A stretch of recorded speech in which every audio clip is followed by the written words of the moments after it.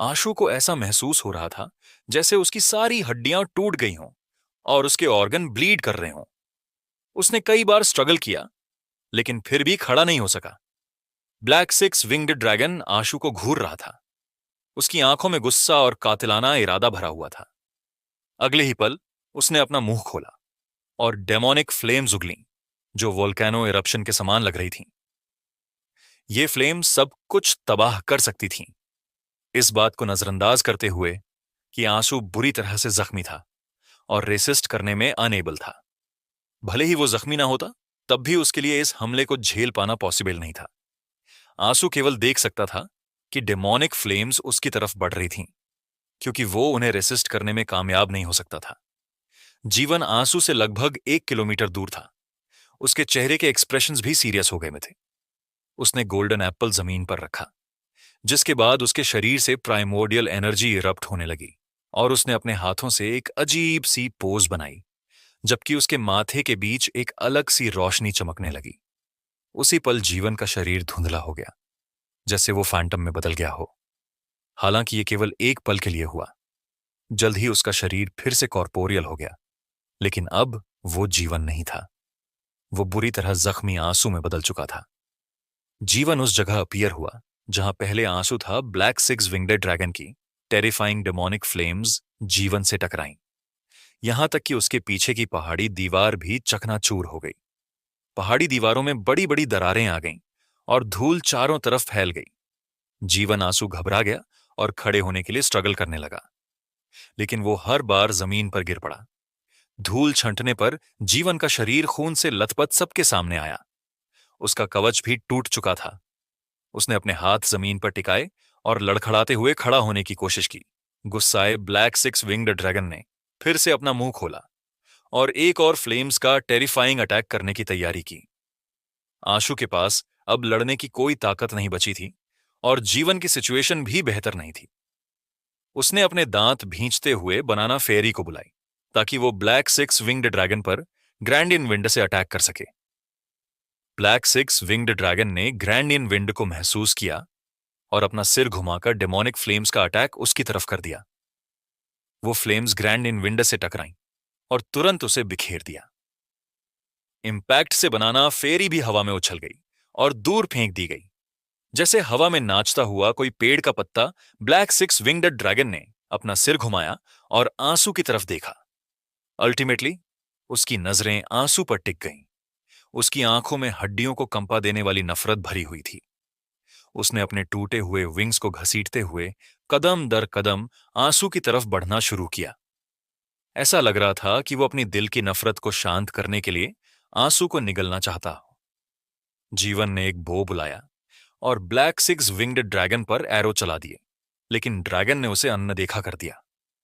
Arrow उसकी पीठ के जख्म में गहराई तक धंस गए, लेकिन वो नहीं रुका। सब कुछ अनदेखा करते हुए ब्लैक सिक्स विंग्ड ड्रैगन आंसू की तरफ बढ़ता रहा। उसकी आंखों में आंसू के अलावा और कुछ नहीं था।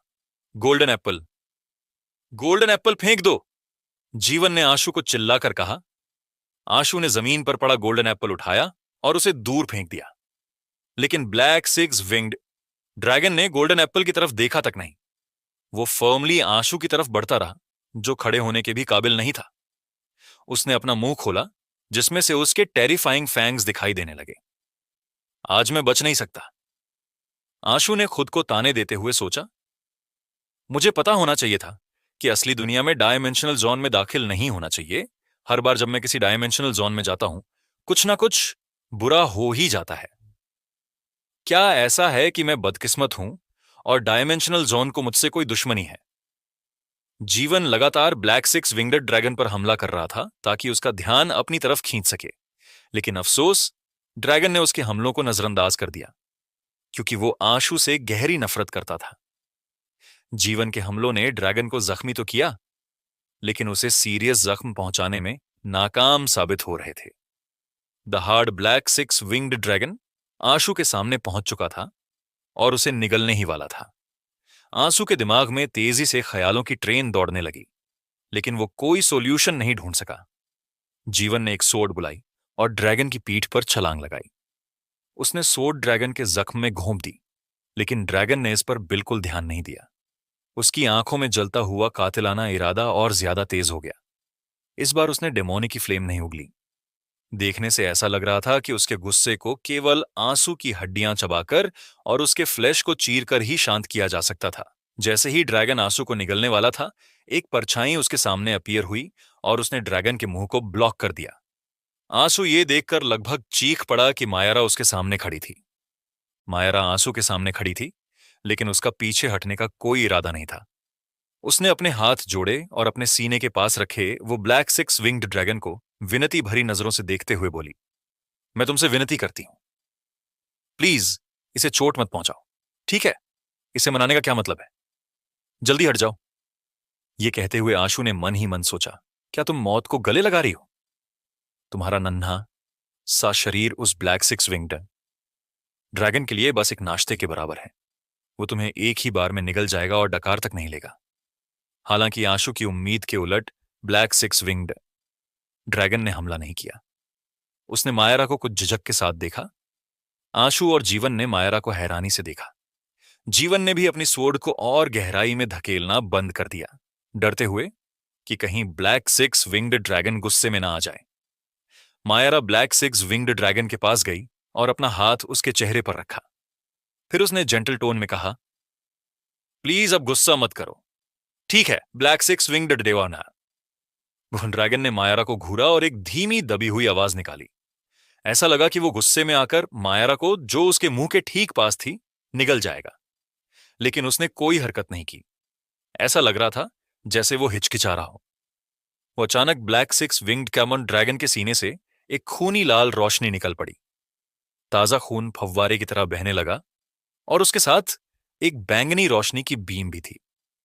ये डेमोनिक नियोनेट की एंशिएंट स्वॉर्ड थी, ब्लैक सिक्स विंग्ड ड्रैगन ने तब इस एंशिएंट स्वॉर्ड की परवाह नहीं की थी जब ये उसकी गर्दन में अंदर घुसी थी। लेकिन किसी समय पर यह स्वॉर्ड उसके शरीर के अंदर पहुंचकर उसके दिल में घुस गई थी। इस पल स्वॉर्ड ने उसके दिल को पेनिट्रेट कर दिया और ब्लैक सिक्स विंग्ड ड्रैगन को बहुत ज्यादा जख्मी कर दिया। ब्लैक सिक्स विंग्ड ड्रैगन की डेमोनिक फ्लेम्स अचानक इरप्ट हुई और उसकी टेरिफाइंग पावर ने पूरे इलाके को खंडहर में बदल दिया। जीवन का पहला रिएक्शन यह था कि वो आंसू के सामने आकर एक शील्ड उठाए, जिससे वो इन खतरनाक डेमोनिक फ्लेम्स को रोक सके। शील्ड तुरंत टूटकर टुकड़ों में बदल गई। जीवन ने एक हाथ से आंसू को पकड़ा और दूसरा हाथ जमीन पर रखा। दोनों ने तुरंत जमीन के अंदर गायब होने की कोशिश की, लेकिन उस टेरिफाइंग पावर ने जमीन को भी धूल में बदल दिया। आशु ने महसूस किया कि जीवन जोर से उससे टकराया और दोनों हवा में उड़ गए। अगले ही पल उसने बड़े अमाउंट में ठंडा समुद्री पानी अपने चारों तरफ महसूस किया। जब टेरिफाइंग डेमोनिक फ्लेम्स रुकी तो आधा आइलैंड तबाह हो चुका था। वहां 1000 मीटर चौड़ा गड्ढा फॉर्म हो गया था, जिसमें समुद्र का पानी भरने लगा। आंसू और जीवन बमुश्किल सरफेस पर फ्लोट कर पाए। बनाना फेरी ने उन्हें समुद्र से बाहर खींच लिया। दोनों लगभग अधमरी हालत में थे। उनकी नजर उस जगह पर पड़ी जहां ब्लैक सिक्स विंग्ड ड्रैगन था। केवल वही जगह बची थी जहां वो खड़ा था। वो गड्ढे के बीच में एक पत्थर के खंभे की तरह खड़ा था और अजीब नजरों से मायरा को देख रहा था। Maira black six winged dragon के बहुत ज्यादा पास थी, लेकिन उसे कोई नुकसान नहीं हुआ। उसके एक्सप्रेशन से ऐसा लग रहा था कि भले ही ड्रैगन ने अपनी पावर अनलीश की हो, उसने उसे जानबूझकर बचाया था। मुझे माफ कर दो, मुझे माफ कर दो, मायरा ने ब्लैक सिक्स विंग्ड ड्रैगन की ठुड्डी को गले लगाते हुए रोते हुए कहा। ब्लैक सिक्स विंग्ड ड्रैगन जमीन पर गिर पड़ा। उसकी वाइटैलिटी धीरे धीरे खत्म हो रही थी, लेकिन उसने अपनी आंखें बंद नहीं की। वो मायरा को घूरता रहा, जैसे वो कंफ्यूज हो। उसकी आंखों में दुख और गुस्सा, कुछ ऐसा था जिसे समझाना मुश्किल था। बनाना फेरी ने अपनी पूरी ताकत लगाकर आंसू और जीवन को प्लेटफॉर्म तक खींचा। दोनों जख्मों से बुरी तरह कवर थे, लेकिन समुद्र के पानी से धुलने की वजह से उनके शरीर पर ज्यादा खून नहीं था। वे जमीन पर गिर पड़े और उनके पास बैठने तक की ताकत नहीं बची थी। उनके शरीर में खौफनाक दर्द हो रहा था। आंसू ने मायरा की तरफ देखा, जो ब्लैक सिक्स विंग्ड हाक ड्रैगन के कॉर्प्स के सामने रो रही थी। जैसे ही वो कुछ कहने वाला था, उसने अचानक देखा कि समुद्र के पानी से एक गोल्डन बीम उठने लगी। गोल्डन रोशनी के खंभे के बीच से एक गोल्डन एप्पल पानी से बाहर निकला और धीरे धीरे हवा में उठने लगा। ये वही गोल्डन एप्पल था जिसे आशु ने फेंका था। इस पल ऐसा लग रहा था जैसे वो जिंदा हो। वो हवा में तैर रहा था और शानदार दिव्य रोशनी हर तरफ बखेर रहा था। आसमान से गोल्डन बीम नीचे उतरी जैसे कोई घोड़ डिसेंड हो रहा हो। वो परछाई जो गोल्डन रोशनी से बनी हुई लग रही थी, एक टेरिफाइंग प्रेशर लेकर आई। ये ऐसा लग रहा था मानो मौत का समुद्र उतर आया हो, मानो ये दुनिया की सुप्रीम एग्जिस्टेंस हो। गोल्डन बीम गोल्डन रोशनी के खंभे से नीचे उतरी और गोल्डन एप्पल तक पहुंची। उसने अपना हाथ बढ़ाया और गोल्डन एप्पल को पकड़ लिया। लगभग उसी समय आशु और बाकी दो ने अपने मन में एक बयान ना की जा सकने वाली डिवाइन आवाज सुनी। ह्यूमन, तुमने ह्यूमन वर्ल्ड में मेरी रेस के ट्रायल को पूरा कर लिया। अपने नाम बताओ, तुम्हें मेरी रेस से अवार्ड हासिल होगा। मुझे ये नहीं चाहिए, मायरा ने सिर हिलाते हुए कहा। उसके चेहरे पर आंसू अब भी थे। आंसू और जीवन ने एक दूसरे की तरफ देखा। फिर जीवन ने आंसू की तरफ सिर हिलाकर सहमति दी। थोड़ा सोचने के बाद आंसू ने गोल्डन रोशनी से कहा, पॉइजन। जैसे ही आंसू ने यह कहा, पूरा आइलैंड हिलने लगा, जैसे ब्रह्मांड का जन्म दोहराया जा रहा हो। वक्त जैसे रुक गया हो। गोल्डन ग्लो के नीचे तबाह हुआ। आइलैंड तेजी से दोबारा बनना शुरू हो गया। समुद्र का पानी पीछे हट गया और जमीन नॉर्मल हो गई। रॉक्स अपनी जगह लौट आईं और घास फिर से उगने लगी। एक गोल्डन एप्पल ट्री भी अपीयर हुआ और उस पर एक नया गोल्डन एप्पल फॉर्म हो गया। गोल्डन एप्पल ट्री के नीचे एक काला ड्रैगन भी अपीयर हुआ। ये ड्रैगन आशु और उसके साथियों ने जो भी अभी ड्रैगन मारा उससे बहुत मिलता जुलता था, लेकिन उसमें कुछ अंतर भी थे। जहां तक उस ब्लैक सिक्स विंगडर्स चमड़ी ड्रैगन के कॉर्प्स की बात थी जिसे आशु और उसके साथियों ने मारा था, वो धीरे धीरे डिसइंटीग्रेट होने लगा और फाइनली गायब हो गया। केवल एक डायमेंशनल क्रिस्टल पीछे रह गया। गोल्डन एप्पल ट्री के नीचे एक और आइटम था, एक गोल्डन मोनोलिथ। उस मोनोलिथ के टॉप पर पॉइजन लिखा हुआ था, लेकिन उसके नीचे कुछ नहीं था। मैं तुम्हें गॉड्स के नाम पर एक गोल्डन एप्पल बिस्टो करता हूं, गोल्डन रोशनी से आवाज आई। उसने गोल्डन एप्पल को पकड़ा जो चमक रहा था। कुछ पलों बाद गोल्डन रोशनी धीरे धीरे फीकी पड़ने लगी। एप्पल का लस्टर भी कन्वर्ज हो गया और वो धीरे धीरे आंसू की तरफ उड़ने लगा। जैसे ही गोल्डन रोशनी और बीम गायब हुई, गोल्डन एप्पल आंसू के हाथ में आ गिरा। हालांकि ये अभी भी वही गोल्डन एप्पल था। आशु को महसूस हुआ कि इसमें कुछ अलग था। अब हम यहां से बाहर कैसे निकलें? आशु ने गोल्डन रोशनी के गायब होने पर पूछा। चलिए हम वहीं से लौटने की कोशिश करते हैं जहां से आए थे, जीवन ने कहा। चलो। आशु ने मायरा को उठने में मदद की और उस डायमेंशनल क्रिस्टल को उठा लिया जो ब्लैक सिक्स विंग्ड ड्रैगन से ड्रॉप हुआ था। ये एक प्राइमोर्डियल एनर्जी स्किल क्रिस्टल था, लेकिन आशु को नहीं पता था कि ये कौन सी स्किल थी। इसके अलावा मिथिकल लेवल के क्रिस्टल्स के लिए हाई एट्रीब्यूट्स रिक्वायरमेंट थी। इसे इजीली एब्जॉर्ब करना पॉसिबल नहीं था। तीनों फिर से उसी पूल के पास पहुंचे। इस बार पूल ने उन्हें सीधे अंदर खींच लिया। जब वे फिर से वाटरफॉल से बाहर निकले तो उन्होंने पाया कि वे ओरिजिनल आइलैंड पर लौट आए थे। उनकी बोट बीच पर लगी हुई थी और दूर के आइलैंड हल्के हल्के दिखाई दे रहे थे। क्या हम अभी भी दूसरे डायमेंशनल जोन की तरफ जाएंगे? जीवन ने आंसू से पूछा। हमारे जख्म बहुत सीरियस हैं। पता नहीं हमें ठीक होने में कितना समय लगेगा, तो हम क्यों जाएंगे? आशु ने जीवन से कहा। उसे पक्का लगने लगा कि असली दुनिया के डायमेंशनल जोन से उसका कोई बैर है। बेहतर होगा कि वो असली दुनिया के किसी डायमेंशनल जोन में ना जाए। तीनों बोट पर सवार हुए आशु और जीवन बहुत ज्यादा जख्मी थे, इसलिए उनके लिए इधर उधर घूमना अप्रोप्रिएट नहीं था। मायरा ने बोट चलाई जबकि जीवन ने उसे डायरेक्शंस बताई। वे सेम रास्ते से वापस पेनिनसुला ऑफ गॉड्स की तरफ लौटने लगे। हमारे पास टोटल 2 चीजें हैं, एक गोल्डन एप्पल और एक ब्लैक सिक्स विंग्ड डॉस एंड ड्रैगन का primordial energy skill crystal. Myra, तुम इनमें से एक चूज कर लो। आशु ने दोनों आइटम्स मायरा के सामने रखते हुए कहा। अगर मायरा नहीं होती तो शायद आंसू पहले ही मर चुका होता। वो तब तक होल्ड नहीं कर पाता जब तक कि डेमोनिक नियोनेट की एंसिएंट स्वॉर्ड ड्रैगन के दिल को चीरकर बाहर नहीं आ गई। मायरा वाकई इसकी हकदार थी। जरूरत नहीं है, मैं उससे जुड़ी किसी भी चीज को नहीं देखना चाहती, मायरा ने सिर हिलाते हुए कहा। क्या तुम ठीक हो? आशु ने मायरा से पूछा। मायरा की हालत साफ तौर पर अजीब लग रही थी। वो एक डायमेंशनल क्रिएचर के लिए पूरी तरह से दिल टूटने जैसा महसूस कर रही थी। इसके अलावा ब्लैक सिक्स विंग्ड ड्रैगन के इतने गुस्से में होने के बावजूद उसके आखिरी स्ट्राइक ने उसे चोट नहीं पहुंचाई। ये जाहिर तौर पर कुछ अजीब था। आशु ने अंदाजा लगाया कि मायरा ने जो प्राइमोडियल एनर्जी आर्ट प्रैक्टिस की होगी, उसका कनेक्शन उसके लाइफ प्रोविडेंस से हो सकता है। आशु ने पहले सुना था कि कुछ लाइफ प्रोविडेंस डायमेंशनल क्रिएचर से कम्युनिकेट कर सकते हैं, लेकिन मायरा की एबिलिटी केवल कम्युनिकेशन से कहीं ज्यादा कॉम्प्लिकेटेड लग रही थी। मैं ठीक हूं, मैं इसकी आदत डाल लूंगी।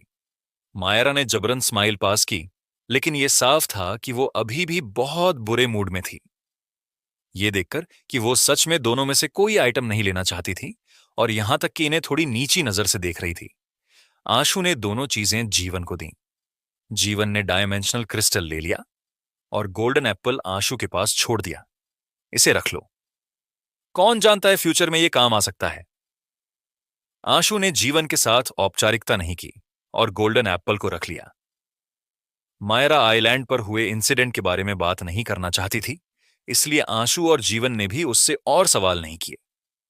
रास्ते में आशु और उसके साथियों ने देखा कि स्काई क्रेन्स का एक ग्रुप हवा को चीरते हुए तेजी से उनकी बोट के सामने आ पहुंचा। वसीम स्काई क्रेन की पीठ से नीचे उतरा। जब उसने आशु और जीवन के सीरियस जख्म देखे तो उसके चेहरे के एक्सप्रेशन एकदम बदल गए। उसने उन्हें नजरअंदाज कर सीधे मायरा की तरफ बढ़ते हुए घबराई हुई आवाज में पूछा, मायरा क्या तुम ठीक हो? मैं ठीक हूं। आशु और जीवन की प्रोटेक्शन की वजह से मुझे कोई चोट नहीं आई। वे दोनों बहुत ज्यादा जख्मी हो गए हैं, हमें उन्हें प्रॉपरली शुक्रिया कहना चाहिए, मायरा ने कहा। आशु और जीवन तुरंत समझ गए कि मायरा डर रही थी कि आहूजा परिवार उनके लिए मुश्किलें खड़ी कर सकता है। मायरा को प्रोटेक्ट करने के लिए शुक्रिया। अगर फ्यूचर में आपको किसी चीज की जरूरत हो तो बेझिझक मुझे बताइए, वसीम ने आशु और जीवन से कहा। फिर आहूजा परिवार के एक एपिक एक्सपर्ट को बुलवाकर उनके जख्मों को हील करने के लिए रेयर हीलिंग स्पेल्स का इस्तेमाल करवाया। इसी बीच स्काई क्रेन टीम ने मायरा को वापस एस्कॉर्टेड किया। हार्बर में लौटने के बाद आशु और जीवन काफी हद तक ठीक हो गए थे। आहूजा परिवार के लोग मायरा को जल्दी से लेकर चले गए, जैसे वे एक असली प्रिंसेस को प्रोटेक्ट कर रहे हों। सुना है कि आहूजा परिवार की छोटी प्रिंसेस को बहुत प्यार दिया जाता है। पहले तो मुझे लगा था कि ये इसलिए है क्योंकि आहूजा परिवार की एक ही बेटी है, लेकिन अब ऐसा लगता है कि ये इतना आसान नहीं है।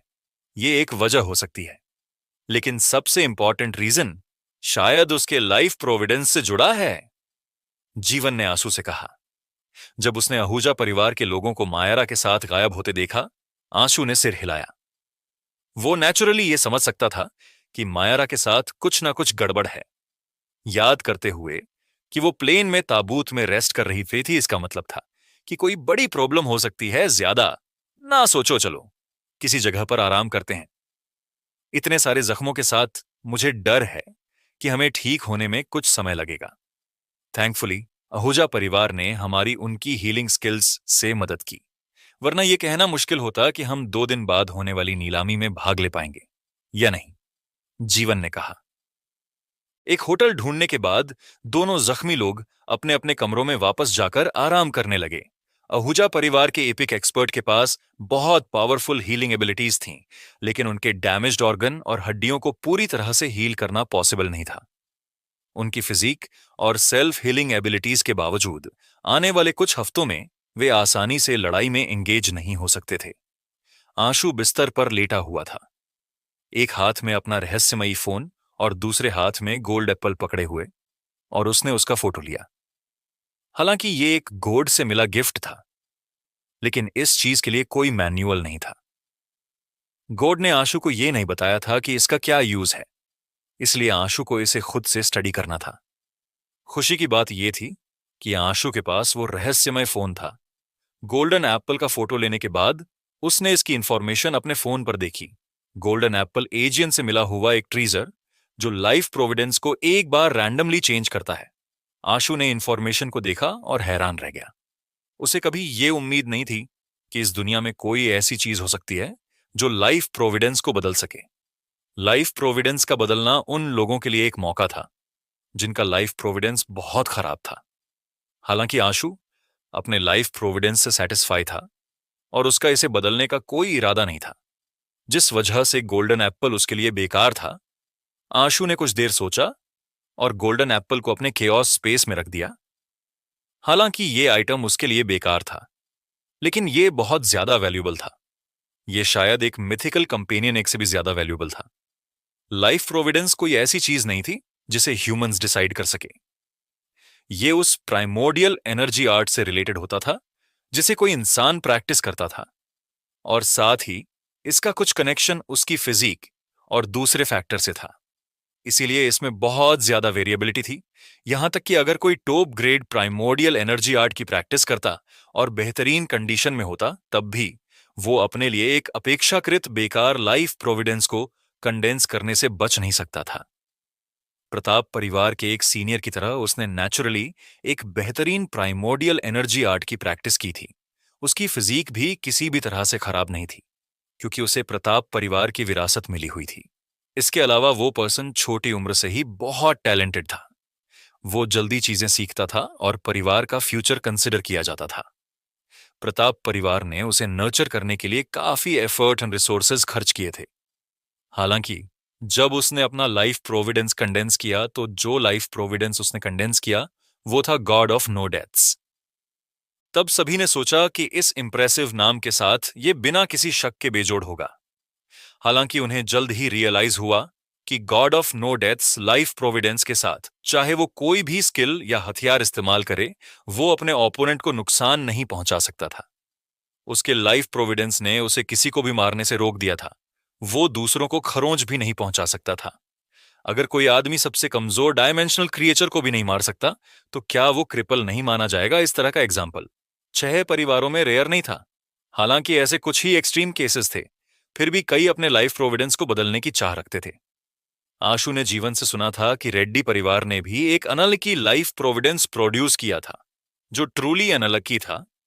अगर उसने उस आदमी को गोल्डन एप्पल बेचा होता, तो शायद वो एक मिथिकल कंपेनियन एग के बदले में उसे एक्सचेंज कर सकता था। वो आदमी डेफिनेटली इसे एक्सेप्ट कर लेता अगर उसके पास एक होता। नीलामी शुरू होने से पहले आशु कहीं नहीं गया।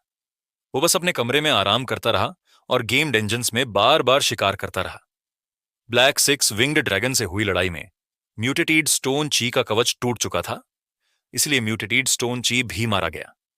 आशु ने अपना एक जरूरी डिफेंसिव इक्विपमेंट गवा दिया था और अब उसे एक ऑर्डिनरी ची की तलाश करनी थी। हालांकि उसमें म्यूटेटेड स्टोन ची की तरह हाई डिफेंस नहीं था, लेकिन उसके पास कोई और ऑप्शन भी नहीं था। स्टोन आर्टिफैक्ट के बिना प्रॉबेबली दूसरा कोई म्यूटेटेड स्टोन ची अपीयर नहीं होता। अगर म्यूटेटेड स्टोन ची कवच का डिफेंस नहीं होता, तो वो ब्लैक 6 विंग्ड ड्रैगन से लड़ते समय मर भी सकता था। उसने 2 दिन तक सहारनपुर बैटलफील्ड में बेबी टाइगर के साथ हंटिंग की, लेकिन ची का कवच ड्रॉप नहीं हुआ। इसके बजाय एक और white shadow of poison appear हो गया। बेबी टाइगर केवल ड्रॉप रेट बढ़ाता था, लेकिन जो ड्रॉप होगा वो आशु के कंट्रोल में नहीं था। वो वही नहीं ऑब्टेन कर सकता था जो वो चाहता था, जैसे महक कर सकती थी। नीलामी शुरू होने वाली है, हमारे निकलने का समय हो गया है। जीवन ने नीलामी के बारे में आशु को कॉल किया। आशु ने जीवन को नीलामी वाली जगह तक फॉलो किया। जब वो वेन्यू बीदा पर पहुंचा, तो उसने एक नीलामी बुकलेट निकाला, जिसे पढ़कर उसे पता चला कि इनविजिबिलिटी रोब के अलावा वहां कई अच्छे आइटम बिक्री के लिए थे। हालांकि वहां कोई मिथिकल कंपेनियन एग नहीं थे, लेकिन बहुत सारे इपिक कंपेनियन बीस्ट्स थे। उनमें से कई एग्जॉटिक थे, यहां तक कि एक एंजल कंपेनियन एग भी बेचा जा रहा था। जो चीज आशु को सबसे ज्यादा हैरान कर रही थी वो ये थी कि एक्चुअली वहां कॉन्स्टलेशन कंपेनियन एग था, जो नीलामी में अपीयर हुआ था। वो एक इक्वलियस कंपेनियन एग था। हालांकि बुकलेट में ये साफ साफ नहीं बताया गया था कि इक्वलियस कंपेनियन एग क्या होता है। लगता है कि ये हमारी किस्मत में है। मुझे नहीं लगा था कि तुमसे इतनी जल्दी फिर से मिलूंगा। आशु हॉल में बुकलेट पढ़ रहा था जब कोई उसके पास आया और उसके बगल में बैठ गया। अरसलान। आशु ने सिर घुमाया और देखा कि वो अरसलान था। हालांकि जब उसने ध्यान से अरसलान को देखा तो उसे कुछ गड़बड़ लगी। उसका ऑरा बहुत कमजोर था, जैसे वो एक ऑर्डिनरी पर्सन हो जिसने कभी भी ट्रेन ना किया हो। क्या समर ने तुम्हें नहीं बताया? मेरी प्रैक्टिस क्रिपल हो चुकी है, अरसलान ने अजीब तरीके से कहा। क्या ये बर्थडे पार्टी के दिन हुआ था? आशु ने सरप्राइज होकर अरसलान को देखा और पूछा, मैं अपनी खुद की लाइफ सोल का इस्तेमाल करके समर की ग्रोथ को प्रमोट करना चाहता था, लेकिन वो डिसअपॉइंटिंग निकला। वो नाकाम हो गया। अरसलान ने ब्रीफली उस सिचुएशन को एक्सप्लेन किया जब उसने समर को एपिक स्टेज पर पहुंचाने के लिए ईविल किंग अल्फा का इस्तेमाल किया था। आशु को अरसलान के शब्दों पर यकीन नहीं हुआ। उसने उसे देखा और कहा, इसका मतलब तुम समर की भलाई के लिए ऐसा कर रहे थे? ये कुछ सेंस नहीं बनाता। समर तो एंशिएंट गाइड सिटी में मरने ही वाला था। अरसलान ने अजीब तरीके से कहा, यह जरूरी नहीं कि उसकी भलाई के लिए हो। मैं सिर्फ अपने गोल को अचीव करना चाहता हूं। वो मेरे लिए केवल एक टूल है, लेकिन अनफॉर्चुनेटली वो बेकार टूल निकला। क्या तुम नहीं जानते कि गाइड एंशिएंट सिटी में भी अनिकेत मेरे लिए काम कर रहा था?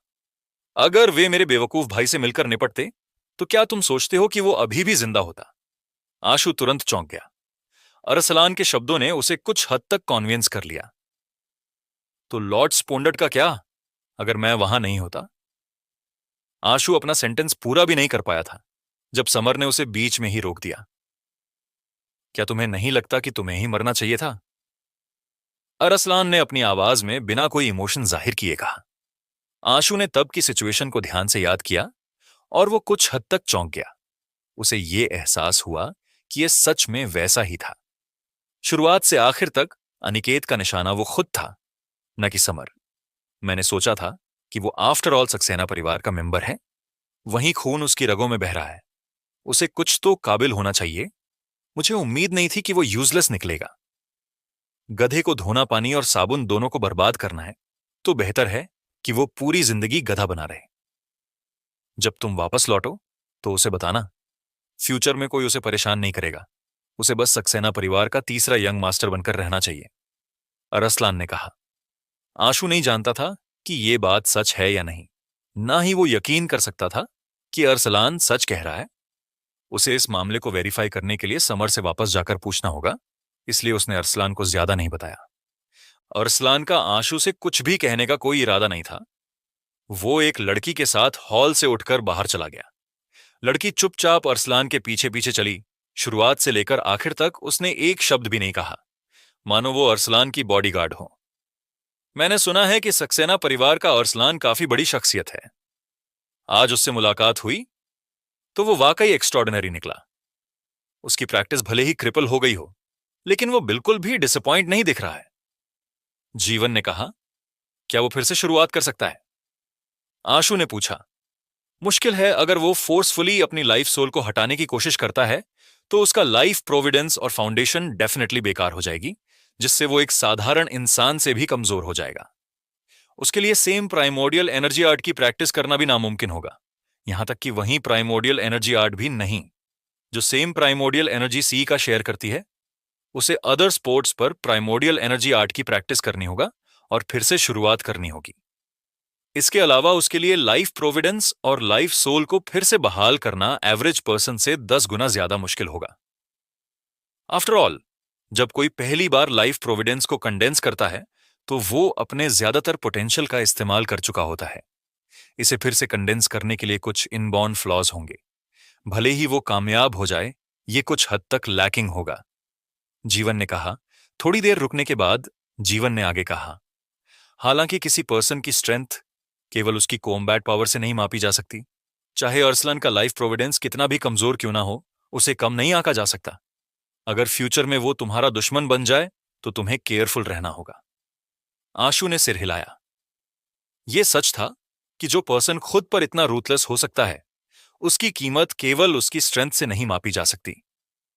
शेरगिल परिवार को ईस्ट डिस्ट्रिक्ट में एक पावरफुल और वेल्थी परिवार माना जाता था, लेकिन वे केवल दूसरे लोगों की तरह हॉल में बैठ सकते थे। आहूजा परिवार के पास शायद एक इंडिविजुअल रूम था, इसलिए आशु को हॉल में मायारा नजर नहीं आई। नीलामी शुरू होने के बाद आशु ने केवल साइड से देखा। उसका कोई भी एक्शन लेने का इरादा नहीं था। वेस्ट डिस्ट्रिक्ट के एक पर्सन ने इकुलियस कंपेनियन एक जीत लिया, इसलिए आशु अल्टीमेटली ये नहीं जान सका कि वो कौन सा कंपेनियन बीस्ट था। इस दौरान आशु ने देखा कि अरसलान ने कुछ बार बोली लगाई।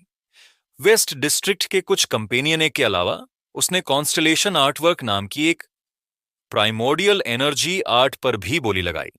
फाइनली इनविजिबिलिटी रोब कंपेनियन एग की बारी आई और कंपटीशन ने आशु की इमेजिनेशन को भी पार कर दिया।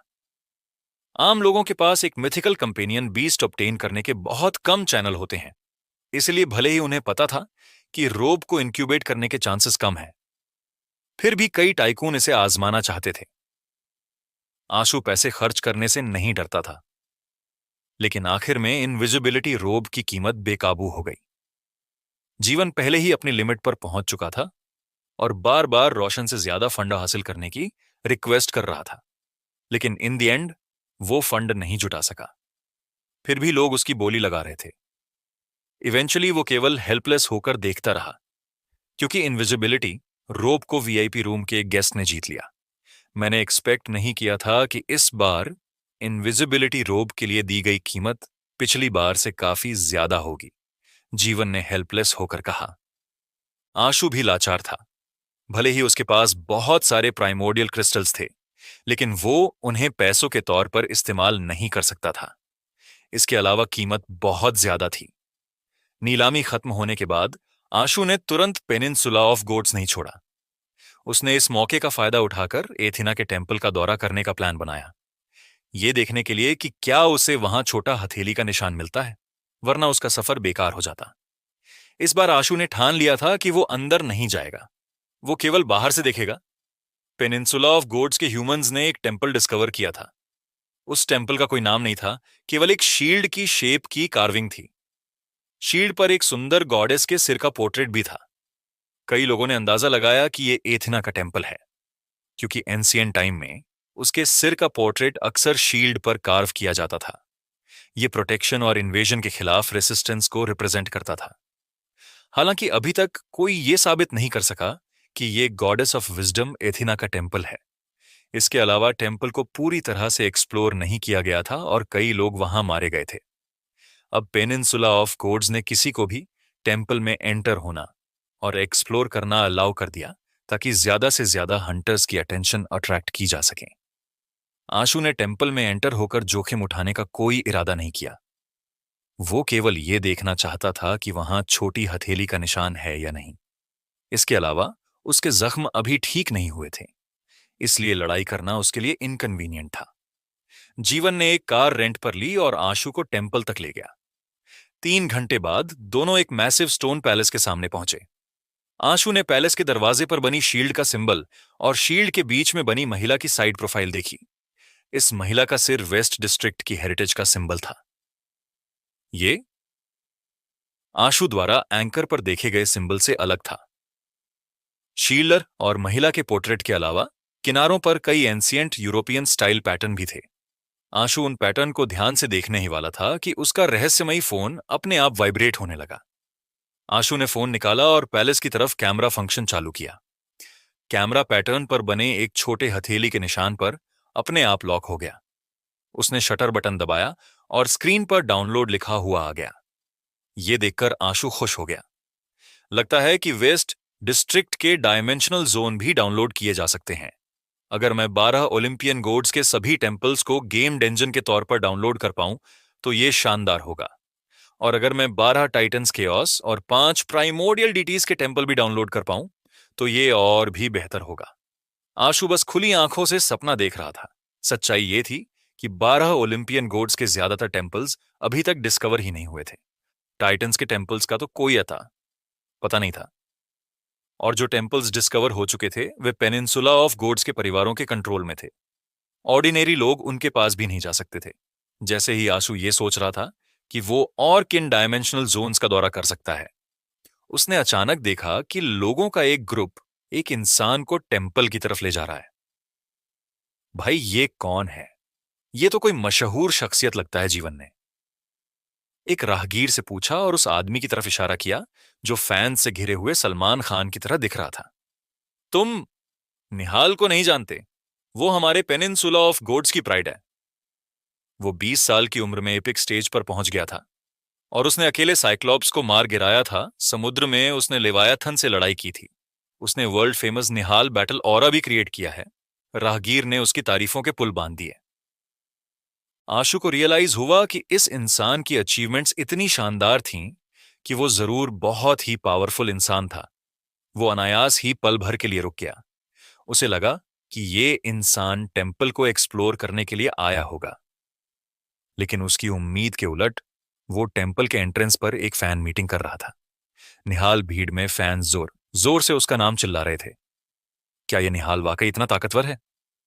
राहगीर के जाने के बाद आशु ने डिसबिलीफ के साथ जीवन से पूछा, शायद ये कॉमन फोल्कलोर से अलग हो। मैंने उसका नाम पहले सुना है, लेकिन उसे कभी देखा नहीं। वो केवल पेनिनसुला ऑफ कोर्ट्स के आसपास ही एक्टिव रहता है। वो एक फेमस इंडिपेंडेंट हंटर है। वो लगभग 30 साल का है। पास्ट में उसने कई शानदार अचीवमेंट्स हासिल की हैं। यहां पेनिनसुला ऑफ गोड्स में वो काफी फेमस है। जहां तक निहाल बैटल ऑरा की बात है, मैंने इसके बारे में कभी नहीं सुना। जीवन ने कहा, तुम दोनों, हाँ तुमसे ही बात कर रहा हूं। फॉरेन फैंस ग्रेट, निहाल तुम्हें ऑटोग्राफ देगा। आशु और जीवन भीड़ के किनारे खड़े होकर बातचीत कर रहे थे।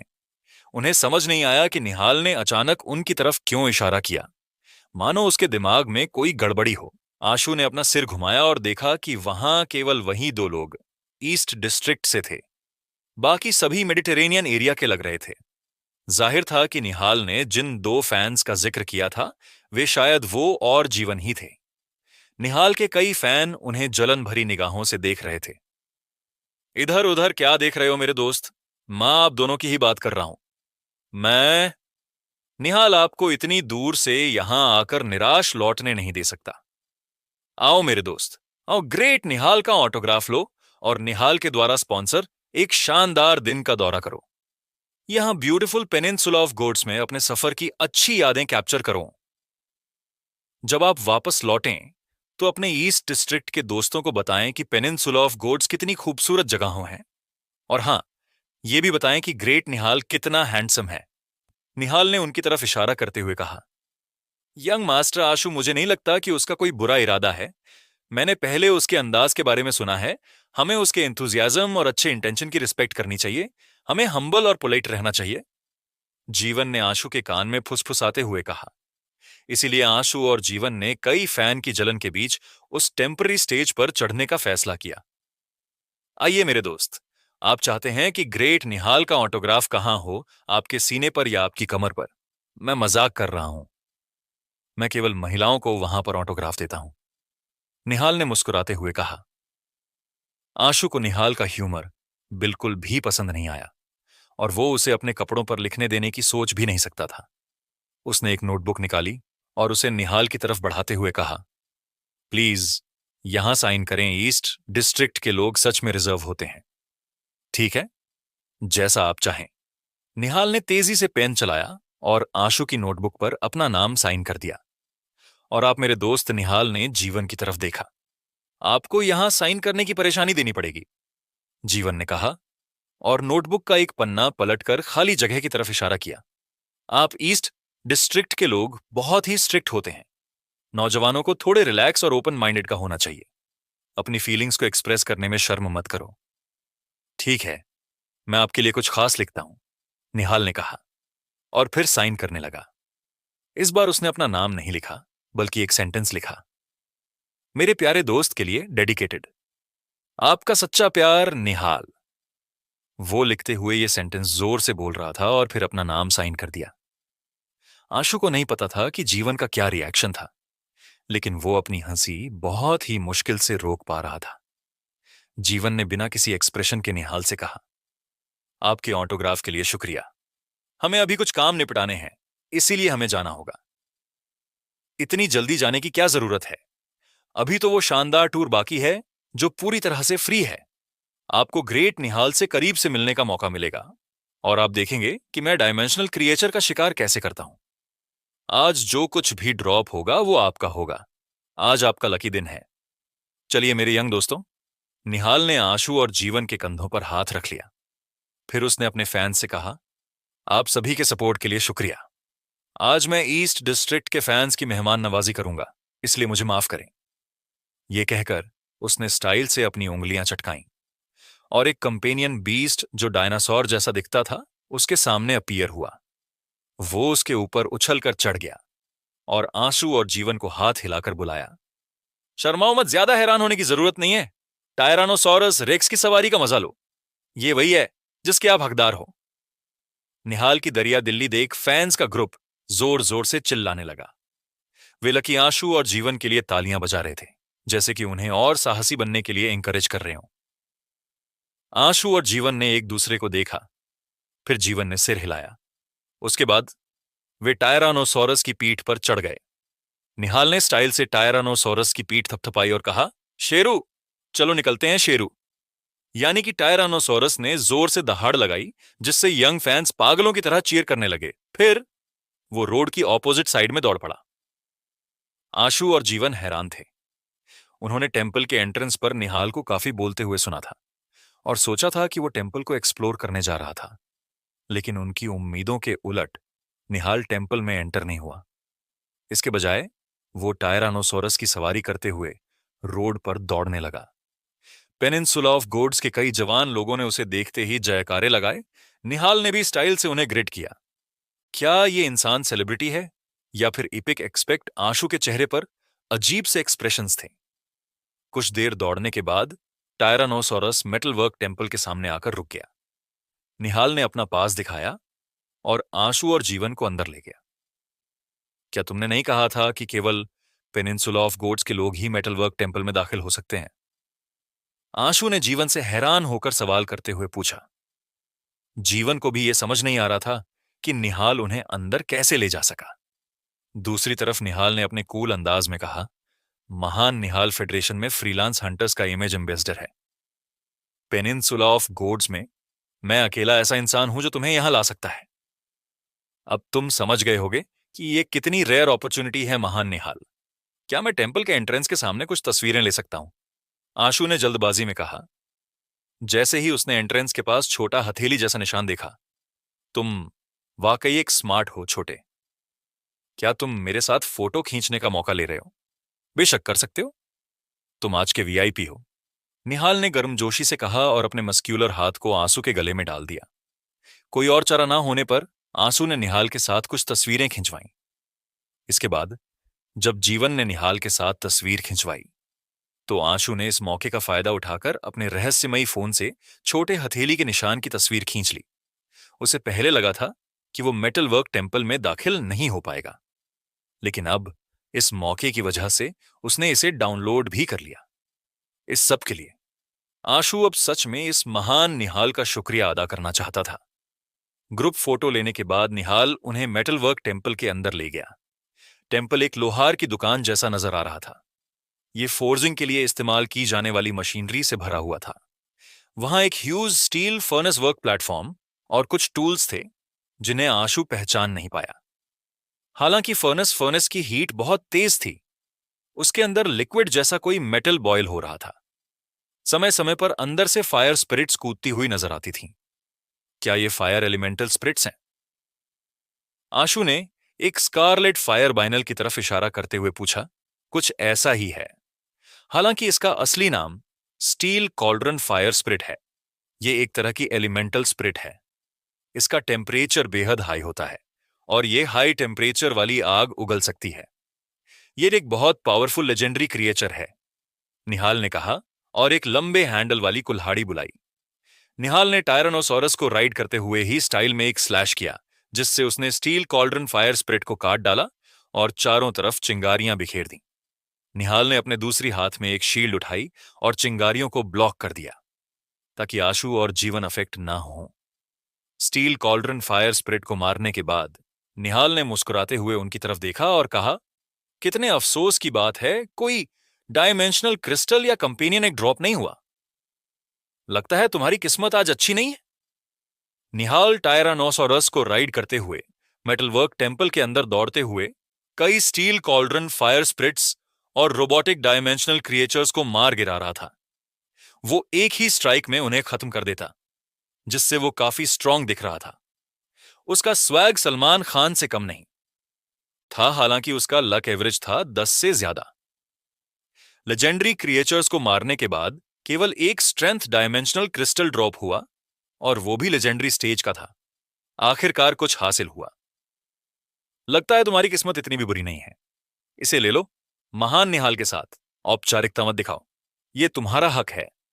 निहाल ने डायमेंशनल क्रिस्टल आशु को थमाया और फिर अपना फोन निकालकर एक सेल्फी ली। इसमें वो आंसू और क्रिस्टल साथ में दिख रहे थे। आंसू पसीने से तर हो गया और मन ही मन सोचने लगा, ये इंसान वाकई गजब का है।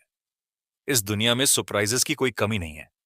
मैं सोच भी नहीं सकता था कि ऐसा इंसान पेनिनसुला ऑफ गोड्स का एक फेमस एपिक एक्सपर्ट होगा।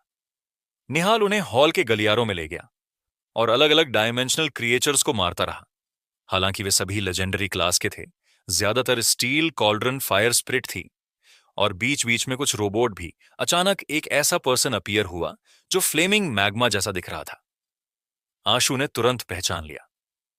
ये एक इपिक फायर स्पिरिट थी जिसे उन्होंने पहले देखा था। तुम वाकई किस्मत वाले हो जो तुम्हारा सामना एक एपिक फायर स्पिरिट से हुआ। लगता है आज मुझे एक असली ओपोनेंट मिला है। नौजवानों, तुम लोग साइड में खड़े होकर ये लड़ाई देखो। अगर फायर स्पिरिट से कंपेनियन ड्रॉप हुआ तो तुम्हारी किस्मत सच में कमाल की होगी। निहाल ने दोनों को टायरानोसॉरस से उतारा और फायर स्पिरिट की तरफ बढ़ गया। फायर स्पिरिट लगभग 3 मीटर लंबी थी। जब निहाल ने टायरानोसॉरस पर सवार होकर फायर स्पिरिट से लड़ाई शुरू की तो आंसू की भौहें सिकुड़ गईं। सच कहें तो फायर स्पिरिट में काफी अच्छी फायर एलिमेंटल पावर्स थी और उसे चोट लगने का डर नहीं था। वो सच में काफी मजबूत थी। लेकिन निहाल, जो पेनिनसुला ऑफ गोड्स का एक फेमस इपिक एक्सपर्ट था, उसे हराने में डिफिकल्टी महसूस कर रहा था। लड़ाई दिखने में शानदार लग रही थी। ह्यूज कुल्हाड़ी और शील्ड से फ्लेम्स पर हमला हो रहा था। इसके अलावा टायरानोसॉरस और फायर स्पिरिट की दहाड़ें इसे बाहुबली की लड़ाई जैसा एहसास दे रही थीं। अगर ये एक कोई फिल्म होती तो आंसू इसे विजुअल इफेक्ट्स के लिए 99% पॉइंट दे सकता था। हालांकि फिलहाल तो आंसू के नजरिए से निहाल बहुत बड़ा नौसिखिया था। उसका कॉम्बैट टैलेंट एवरेज दर्जे से ज्यादा का नहीं था और वो बिल्कुल ऑर्डिनरी लग रहा था। एक इपिक टायरानोसॉरस, एक इपिक कंपेनियन बीस्ट से मैनिफेस्ट हुआ वेपन और इपिक कवच होने के बावजूद वो सिर्फ फायर स्पिरिट के साथ बराबरी कर सका। नौसिखिया के अलावा आंशु के पास उसे डिस्क्राइब करने के लिए कोई और शब्द नहीं था।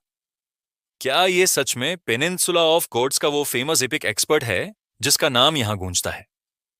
आंशु ने जीवन की तरफ देखकर पूछा। हां, मुझे ऐसा ही लगता है। जीवन का चेहरा काम था।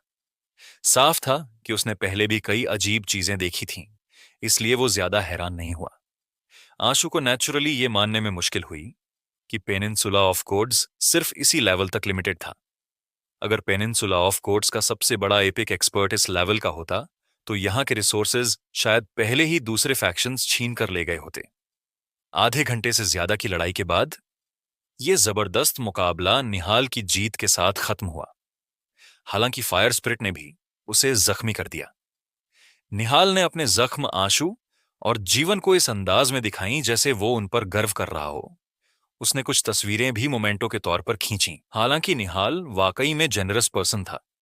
जब फायर स्पिरिट से एक primordial energy skill crystal drop हुआ तो उसने वाकई उसे आंसू और जीवन को देने का अपना वादा निभाया। हालांकि उसने इसका एक फोटो जरूर लिया जिसे देखकर ऐसा लग रहा था जैसे मानो ये उसकी आदत में शामिल हो। तुम्हारी किस्मत वाकई अच्छी है जो तुम्हें फायर स्पिरिट का क्रिस्टल मिला। ये एक बेहतरीन चीज है जिसका ड्रॉप रेट लगभग 3% है, निहाल ने कहा और क्रिस्टल जीवन के हाथ में रख दिया। इसके बाद उसने कहा, चलो एक दूसरे को फ्रेंड लिस्ट में ऐड करते हैं। मैं तुम्हें ये तस्वीरें बाद में भेज दूंगा। मैंने वो सॉफ्टवेयर इंस्टॉल नहीं किया है। आंशु तुम्हें ऐड कर लेगा। जीवन ने जल्दी से जवाब दिया और बात आंशु की तरफ मोड़ दी। आंशु उतना बातें बनाने में माहिर नहीं था, इसलिए उसने निहाल को अपनी फ्रेंड लिस्ट में ऐड कर लिया। फिर उसने देखा कि निहाल ने वही तस्वीरें भेज दी जो उन्होंने अभी खींची थीं। साथ ही कुछ स्टेज लाइनें भी जोड़ दी थीं। हालांकि मुझे कुछ जख्म आए हैं, लेकिन ये वर्थ थे ताकि ईस्ट डिस्ट्रिक्ट के फैन निहाल की स्ट्रेंथ और चार्म के विटनेस बन सकें। उनमें से कुछ तस्वीरें निहाल की थीं जिसमें वो फायर स्पिरिट से लड़ते हुए जख्मी हो गया था। साथ ही एक तस्वीर वो थी जिसमें वो आंशु को क्रिस्टल दे रहा था। कमेंट्स में जलन भरे मैसेज की भरमार थी। सभी तरह के कमेंट्स थे जिनमें लोग निहाल की तारीफ कर रहे थे और उसे बेजोड़ बता रहे थे। कुछ तो निहाल को इनविंसिबल कह रहे थे। वाकई ये भाई अगर सेलिब्रिटी नहीं है तो बहुत बड़ी बर्बादी है, आंशु ने मन ही मन सोचा। निहाल ने उन्हें मेटलवर्क टेम्पल में और डायमेंशनल क्रिएचर का शिकार कराने के लिए एलईडी किया। वो इस जगह को बहुत अच्छी तरह से जानता था। वो मकड़ी के जाले जैसे गलियारों में घूमता रहा और उसने कई छिपे हुए डायमेंशनल क्रिएचर ढूंढ निकाले। दोस्तों, अब आराम करने का समय है। एक महान हंटर के तौर पर आपको जिंदगी का आनंद लेना आना चाहिए। काम और आराम के बीच बैलेंस होना चाहिए ताकि आप हमेशा अपनी बेहतरीन कॉम्बैट स्टेट में रह सकें, निहाल ने कहा। फिर उसने टायरानोसॉरस की पीठ पर रखे एक बॉक्स से फोल्डिंग चेयर्स और एक टेबल निकाली। उसके अंदर एक अम्ब्रेला भी था। यह शख्स मेटलवर्क टेम्पल को समुद्र किनारे कॉफी पीने जैसी जगह बना रहा था। उसने वहां हर तरह की चीजें सजाईं, यहां तक कि खाने का भी पूरा इंतजाम किया हुआ था। वो खाना काफी शानदार लग रहा था। आशु और जीवन जैसे ही खाना शुरू करने वाले थे, उन्होंने क्लिक की आवाजें सुनी। निहाल ने उनके साथ एक और सेल्फी ली थी और तुरंत इंटरनेट पर कुछ शब्दों के साथ पोस्ट कर दी। आशु ने निहाल का मैसेज देखा। ये वही तस्वीर थी जो उसने अभी ली थी। उसमें टैगलाइन थी, हीरो का मिड गेम। ब्रेक। आंसू और जीवन अपनी प्लेटों में लगे रहे। ये मानना पड़ेगा कि निहाल द्वारा लाया गया खाना वाकई शानदार था। आशु ने इससे पहले इतना अनोखा खाना नहीं चखा थी, इसलिए उसने काफी खा लिया। तीनों खाना खा रहे थे जब अचानक उन्होंने अपने आसपास का टेम्परेचर बढ़ते हुए महसूस किया। जो हवा पहले ह्यूज स्टील फर्नेस की वजह से ऑलरेडी बहुत ज्यादा हॉट थी, अब असहनीय हो गई थी। उनके बाल लगभग जलने लगे थे। आंसू ने मुड़कर देखा और एक फ्लेमिंग डायमेंशनल क्रिएचर को देखा जिसके पास बटरफ्लाई कीड़ी जैसे फ्लेमिंग विंग्स थे। उसके सिर पर फ्लेमिंग क्राउन था। यह एक डायमेंशनल क्रिएचर थी जो दूसरे पैलेस से बाहर आई थी। वो क्या है? आशु ने क्यूरियस होकर पूछा। बिन बुलाया मेहमान आ गया है। ये फायर फर्नेस क्वीन है। उठो चलो, निहाल हैरान करने वाली तेजी से बोला। उसने चेयर्स और टेबल को नजरअंदाज करते हुए टायरानोसॉरस की पीठ पर कूदते हुए आंसू और जीवन से कहा, क्यों भाग रहे हो? इसे खत्म करो। अच्छा होगा अगर एक कंपेनियन एक ड्रॉप हो जाए। आशु ने सुना था कि फायर फर्नेस क्वीन एक म्यूटेटेड इपिक क्रिएचर है। उसके पास बहुत पावरफुल फ्लेमिंग फायर पावर है और वो बेहद रेयर थी। मैं अकेले उससे लड़ सकता हूं, लेकिन अगर तुम यहां रहोगे तो तुम जरूर खतरे में पड़ जाओगे। मैं तुम्हें जख्मी नहीं होने दूंगा। तुम्हें बाहर ले जाकर फिर लड़ूंगा। निहाल के अपनी बात पूरी करने से पहले ही आंसू ने एक स्वॉर्ड बुलाते हुए एक कैजुअल बीम स्लैश आउट कर दी। स्वॉर्ड बीम निकली और फायर फर्नेस क्वीन के शरीर को चीरते हुए निकल गई फ्लेम्स चारों तरफ फैल गई और एक कंपेनियन एक ड्रॉप हो गया। पावरफुल निहाल हैरान होकर आंसू के हाथ में मौजूद ओवरलॉर्ड स्वॉर्ड को देख रहा था। उसकी जबड़ा लगभग नीचे जमीन पर गिरने वाला था। इस लड़के का क्या मामला है? वो तो 20 साल का भी नहीं लगता। उसे अभी भी स्टूडेंट होना चाहिए। फिर वो इतनी आसानी से फायर फर्नेस क्वीन को कैसे मार सकता है? निहाल के मन में अनगिनत ख्याल फ्लैश होने लगे। उस स्वॉर्ड की बीम बहुत ही पावरफुल है। Fire furnace queen EPIC creatures के बीच भी एक बहुत पावरफुल एग्जिस्टेंस है, फिर भी वो एक ही स्ट्राइक विथस्टैंड नहीं कर सकी। ये स्वॉर्ड की पावर की वजह से ही हो सकता है, वरना इतनी कम उम्र में उसमें इतनी स्ट्रेंथ नहीं हो सकती। नहीं, ये सही नहीं है। केवल इपिक स्टेज पर पहुंचने के बाद ही वो एक इपिक कंपेनियन एग को इंक्यूबेट कर सकता है। इसका मतलब है कि वो कम से कम इपिक स्टेज पर है। आशु ने ऑलरेडी फायर फर्नेस क्वीन का कंपेनियन एग उठा लिया था। ये अभी भी बहुत यूजफुल था। पावरफुल फायर एलिमेंटल पावर्स के साथ वो कई ह्यूमन फील्ड्स और गेमन फील्ड्स में काफी अच्छा परफॉर्म कर सकती है। नौजवान, तुम काफी स्ट्रांग हो। तुम लगभग मेरे बराबर हो। क्या तुमने कॉलेज से ग्रेजुएट कर लिया है? निहाल हंसते हुए आगे बढ़ा और पूछा। उसने मन ही मन सोचा, यह लड़का केवल जवान और कम उम्र का दिखता है। असल में वो पहले से ही काफी बड़ा हो चुका है। वो शायद मेरी तरह 30 के दशक में है। हाँ, ऐसा ही होना चाहिए। अभी नहीं, मैं अभी पढ़ाई कर रहा हूं, आशु ने जवाब दिया। निहाल ये सुनकर ठिठक गया। उसने मुस्कान जबरदस्ती चेहरे पर लाते हुए आगे पूछा, तुम किस ईयर में हो? निहाल ने मन ही मन कैलकुलेशंस की। मैं 20 साल की उम्र में यूनिवर्सिटी से ग्रेजुएट होते ही ईपिक स्टेज पर पहुंच गया था। ईस्ट डिस्ट्रिक्ट भी हमारे पेनिनसुला ऑफ गोड्स जैसा ही होना चाहिए। वे लगभग 17 साल की उम्र में कॉलेज में दाखिला लेते हैं। अगर वो 4th ईयर में है तो वो 20 का होना चाहिए। उसी उम्र में एपिक स्टेज पर पहुंचने का मतलब है कि महान निहाल हारा नहीं। मैं 1st ईयर में हूं, आशु ने कंपेनियन एग को रखते हुए कहा। क्या तुमने यूनिवर्सिटी देर से ज्वाइन की थी? निहाल को यह यकीन नहीं हो रहा था कि आशु ने 17 साल की उम्र में इपिक स्टेज पर एडवांसमेंट कर ली थी। नहीं, मैंने नॉर्मल उम्र में यूनिवर्सिटी अटेंड की थी। क्या तुम फेल हो गए हो? निहाल ने आशु को अजीब नजरों से देखा। कुछ समय बाद उसने आशु के कंधे पर हाथ रखा और कहा, इतनी कम उम्र में ऐसी अचीवमेंट्स हासिल करना देखने में लगता है कि फ्यूचर में तुम निहाल की तरह महान बनोगे। आशु ने मन ही मन सोचा कि ये इंसान सच में बहुत मोटी चमड़ी का है, लेकिन बुरा इंसान नहीं है। निहाल, आज की मेहमान नवाजी के लिए शुक्रिया। अब हमें विदा लेनी चाहिए। अगर फ्यूचर में तुम्हें ईस्ट डिस्ट्रिक्ट आने का मौका मिले तो हमसे जरूर कांटेक्ट करना। आशु ने निहाल से कहा, तुम लोग कहां जा रहे हो? वैसे भी रास्ता एक ही है, मैं तुम्हें वहां छोड़ दूंगा। निहाल ने अपने टायरानोसोरस को थपथपाया और मन ही मन सोचा, शुक्र है कि मेरे पास इतना शानदार कंपेनियन बीस्ट है। इसे पाना आसान काम नहीं था। मैंने इसे पाने के लिए काफी पैसा खर्च किया था। आपकी रहमदिली के लिए शुक्रिया, लेकिन इसकी जरूरत नहीं है। हम खुद वापस जा सकते हैं, जीवन ने कहा और एक माउंट को बुला लिया। जब निहाल ने वो माउंट देखा तो उसकी आंखें चौड़ी हो गईं और लगभग सॉकेट से बाहर आ गई। वो भी एक टायरानोसोरस था। हालांकि ये उसके टायरानोसोरस रेक्स के जितना ही बड़ा था। ये मेटल का बना हुआ था।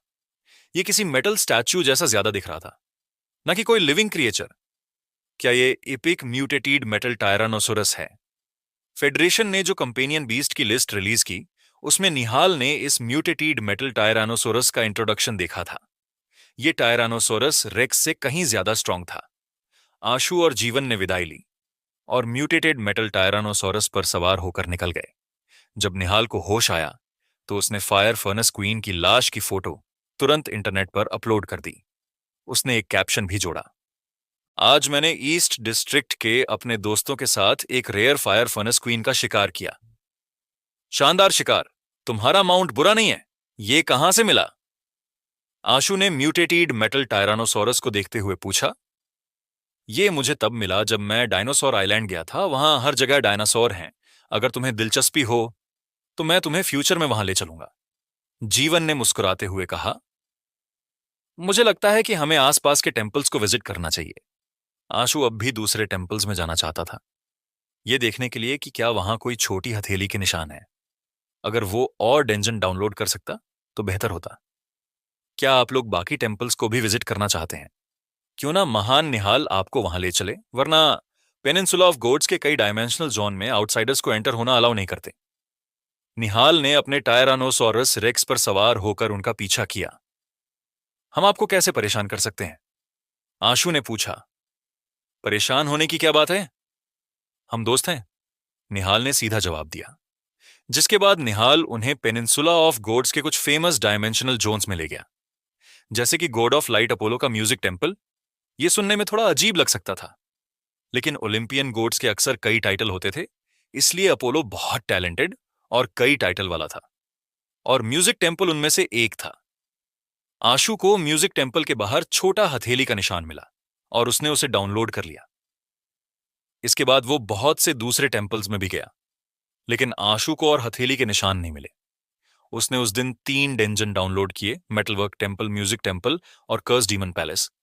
पहला डेंजन जो आशु ने डाउनलोड किया था वो एक्चुअली में कर्स डीमन पैलेस था, जो उसे सरप्राइज कर गया। एथेना गॉडेस ऑफ विजडम थी और लेजेंड्स में उसे गॉडेस ऑफ फाइनर भी कहा गया था, लेकिन कर्स शब्द उससे जुड़ा नहीं लगता था। इसके अलावा डीमन पैलेस शब्द किसी गॉड के टेम्पल के लिए सुटेबल भी नहीं था। इससे आशु को एहसास हुआ कि यह टेम्पल गॉडेस ऑफ विजडम का नहीं था। अगर पेनिनसुला ऑफ गोड्स के लोग इसे गॉडेस ऑफ विजडम का टेम्पल मानते तो शायद उन्हें भारी नुकसान उठाना पड़ता। आशु कुछ और डायमेंशनल जोन देखना चाहता था, लेकिन तभी निहाल को एक फोन आया, जिसके बाद वो जल्दी से चला गया, मानो उसे कोई अर्जेंट काम हो। आशु और जीवन के पास होटल लौटने के अलावा कोई चॉइस नहीं थी। आहूजा परिवार के लोग पहले ही पेनिनसुला ऑफ गोड्स से जा चुके थे, इसीलिए वे उनकी फ्लाइट पर सवार नहीं हो सकते थे। उन्हें फेडरेशन एयरलाइंस से ही लौटना था। जैसे ही वे टिकट बुक करने वाले थे, आशु को निहाल का फोन आया। दोस्त, अगर पुलिस ऑफिसर आपसे इन्वेस्टिगेशन में असिस्ट करने की रिक्वेस्ट करे तो घबराएं नहीं। यह सिर्फ इन्वेस्टिगेशन में मदद करना है। मैं पुलिस स्टेशन जाकर आपके लिए गवाही दूंगा। निहाल ने बिना बात को घुमाए फिराए कहा। क्या हुआ? हमें इन्वेस्टिगेशन में मदद के लिए क्यों बुलाया जा रहा है? आशु ने हैरानी से पूछा। निहाल ने कहा, लॉर्ड इंद्रजीत ने भारी कीमत देकर जो इनविजिबिलिटी रोब कंपेनियन ने खरीदा था वो चोरी हो गया। चोर की पहचान ईस्ट डिस्ट्रिक्ट से जुड़ी बताई जा रही है, इसीलिए पेनिनसुला ऑफ गोड्स में मौजूद ईस्ट डिस्ट्रिक्ट के हर इंसान को इन्वेस्टिगेट किया जा रहा है। अभी के लिए वे पेनिनसुला ऑफ गोड्स छोड़ नहीं सकते, लेकिन चिंता मत करो। जब इनविजिबिलिटी रोब कंपेनियन एक कल चोरी हुआ था, तब तुम महान निहाल के साथ ही थे। मैं तुम्हारे लिए गवाह बनूंगा।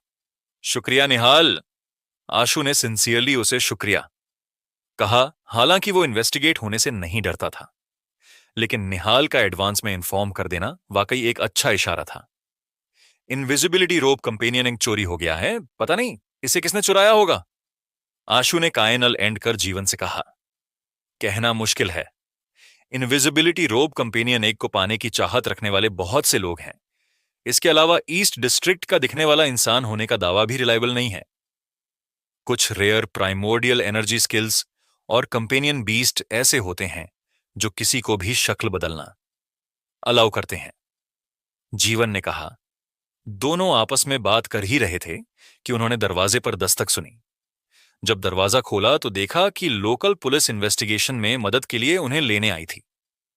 आशु और जीवन ने कोऑपरेट किया और पुलिस स्टेशन चले गए। वहां उन्होंने ईस्ट डिस्ट्रिक्ट के कई दूसरे लोगों को देखा। सक्सेना परिवार का अरसलान भी उनमें से एक था। ज्यादातर लोग जो वहां थे वे थे जिन्होंने नीलामी में हिस्सा लिया था।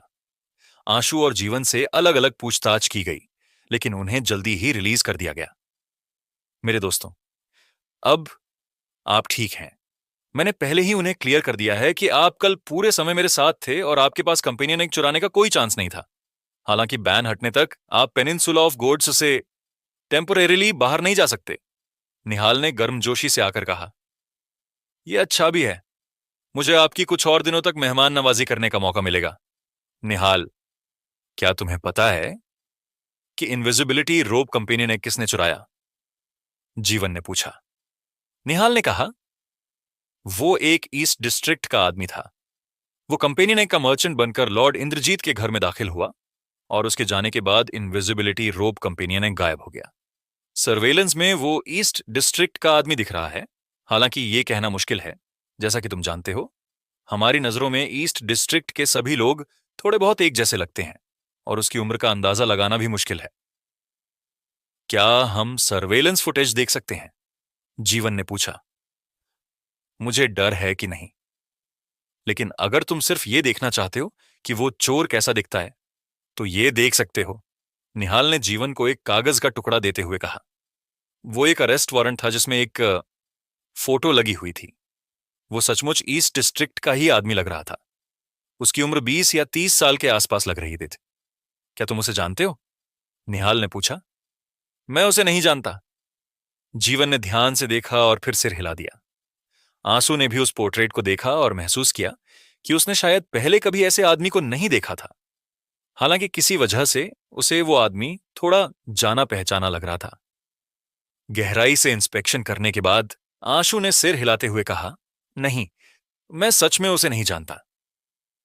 होटल लौटने के बाद जीवन ने आंसू से कहा, शायद ये एक अपॉर्चुनिटी हो सकती है। चूंकि इनविजिबिलिटी रोब कंपेनियन एग चोरी हो गया है, इसलिए अब ये ओनरलेस ऑब्जेक्ट है। हो सकता है कि हमें इसे ऑब्टेन करने का चांस मिल जाए। हमें यह भी नहीं पता कि कंपेनियन एग किसने चुराया। हमें क्या चांस मिल सकता है? आशु ने कहा। पेनिनसुला ऑफ गोड्स खतरनाक है। हर जगह डायमेंशनल जोन है और ज्यादा रास्ते नहीं है। इनविजिबिलिटी रोब के साथ भागना आसान नहीं होगा, इसलिए शायद हमें चांस मिल जाए। जीवन ने कहा, मुझे सिर्फ डर है कि वो कंपेनियन एग को लेकर किसी डायमेंशनल जोन में छिप जाएगा और 1 या 2 साल बाद बाहर आएगा। तब तक चाहे वो इसे इंक्यूबेट करे या नहीं, हम उसे नहीं पकड़ पाएंगे। आशु ने सिर हिलाते हुए कहा। तो चलो देखते हैं कि पेनिनसुला ऑफ गोड्स के टाइकून्स जैसे कि इंद्रजीत कितने ताकतवर हैं। वैसे भी हमें कोई नुकसान नहीं होगा। जीवन ने मुस्कुराते हुए कहा। आशु अपने कमरे में लौट आया और नए डेंजन्स में शिकार करने की तैयारी करने लगा। 3 डेंजन में से वो असल जिंदगी में पहले ही मेटलवर्क टेम्पल जा चुका था। हालांकि उसने गहराई तक जाने की कोशिश नहीं की थी, लेकिन वो उसे तुरंत क्लियर करने की जल्दी में नहीं था। आशु ने कुछ पल सोचा और कर्स डीमन पैलेस में एंटर होना चूज किया। अनजान चीजें हमेशा दिलचस्प होती हैं। आंसू ये देखना चाहता था कि अंदर से कर्स डीमन पैलेस कैसा दिखता है। जिसे गलती से गॉडेस ऑफ विजडम का टेम्पल समझ लिया गया था। ब्लड के रंग का अवतार एक एंशिएंट और शानदार पैलेस में अपियर हुआ। इसमें कई खूबसूरत स्कल्पचर्स और पैटर्न थे, लेकिन किसी वजह से इसने आशु को एक अजीब सा एहसास दिया। ये कितना डरावना लगता है, और ये ऑब्वियस है कि ये किसी ऑर्थोडॉक्स डाइटी का टेम्पल नहीं है। फिर लोग इसे गॉडेस ऑफ विजडम का टेम्पल क्यों मानते हैं? आशु ने सोचा, उसे कार्टून स्टाइल में भी ये डेंजन अजीब और टेरिफाइंग लग रहा था। इसका मतलब था कि असलियत में ये टेम्पल डेफिनेटली और भी डरावना होगा। हालांकि आशु ये नहीं जानता था कि कई डायटी के टेम्पल एक्चुअली में काफी अजीब और टेरिफाइंग हो सकते हैं। तो दोस्तों, ये थी आज की कहानी। उम्मीद है आपको ये नॉवेल एक्सप्लेनेशन पसंद आया होगा। अगर आप किसी और नॉवेल को सुनना चाहते हैं या किसी कहानी के बारे में जानना चाहते हैं तो कृपया हमें कमेंट सेक्शन में बताएं। हम आपके लिए और भी रोमांचक और मनोरंजक कहानियां लाते रहेंगे। हमारे चैनल एफएस नोवेल एक्सप्लेनर को सब्सक्राइब करना न भूलें और बेल आइकॉन को दबाएं ताकि आप हमारी कोई भी वीडियो मिस ना करें। और हां, अगले एपिसोड के लिए तैयार रहें, क्योंकि कहानी में अभी और भी ट्विस्ट और टर्न आने बाकी हैं। मिलते हैं अगली कहानी में, तब तक के लिए अलविदा।